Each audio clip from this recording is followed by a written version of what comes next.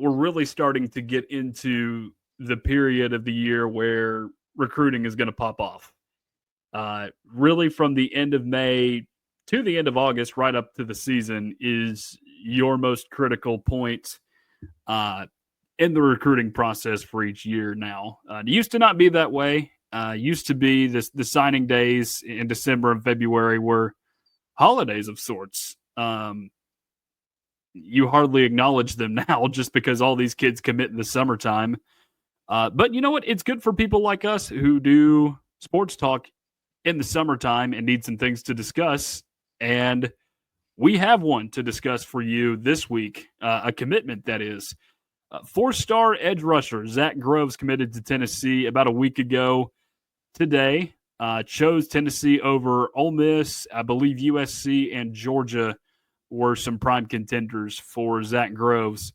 So, big commitment for Tennessee. Second defensive lineman in this class now, and an in-state commitment as well.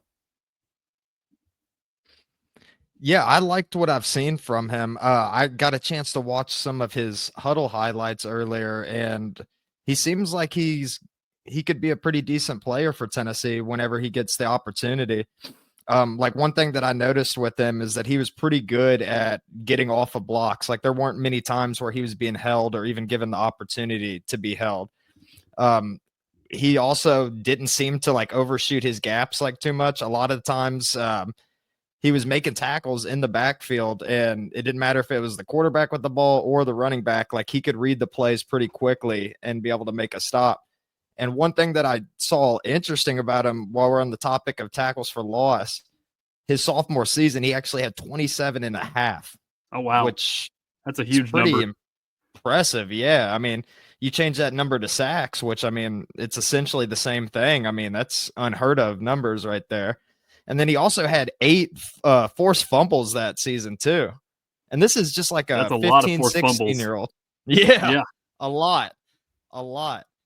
And yeah, and then this past season as a junior, he had he had a forced fumble that he turned into a touchdown, and then also an interception touchdown, which on that play, it was actually pretty impressive because he was going after the quarterback trying to make a sack, and then he kind of got stopped up right there, and the quarterback like tried throwing it, threw it right into his hands. It was only like a 15-yard pick six, but he looked pretty good out there, and he played a little bit of tight end too that I saw.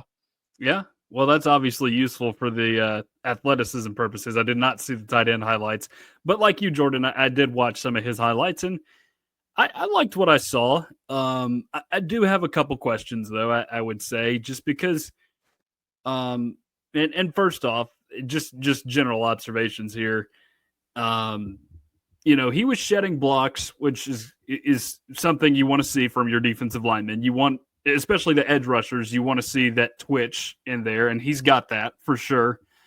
But how does he do against an SEC defensive lineman, let's say, who is at the very least his size or larger when he gets up to the SEC?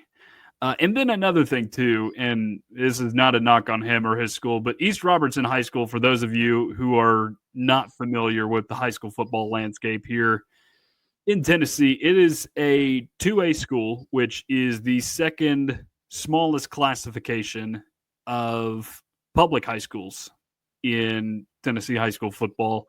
For reference, Jordan and I went to 5 and 6A schools, or at least they hover between it. I think Centennial's 5 and Brentwood may still be 6, but those are some of the highest ones. And even with some of those higher populated schools, you can tell who the SEC prospects are. Like, for example, when Jordan was in high school, I think I was still in middle school at the time. Centennial had a kid named Tyrell Dodson, went on to play for Texas A&M. He's in the NFL now. You could tell that guy was committed to an SEC school. And when you look at some of these smaller schools, I would imagine that's even more jarring. You can tell that this kid is going to go on and do something special. So, yeah, I'm not saying that to knock on him, but he's just not played as strong of competition as some of these guys that play in some of the larger schools, which is not a problem. I'm sure he can grow into his own when he comes to Tennessee. It's just going to take some getting used to.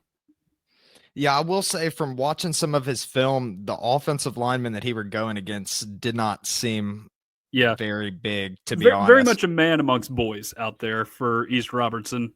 Yeah, for sure, for sure. And I see that they had him listed, or at least on 24/7, they had him listed at 6'4", 252.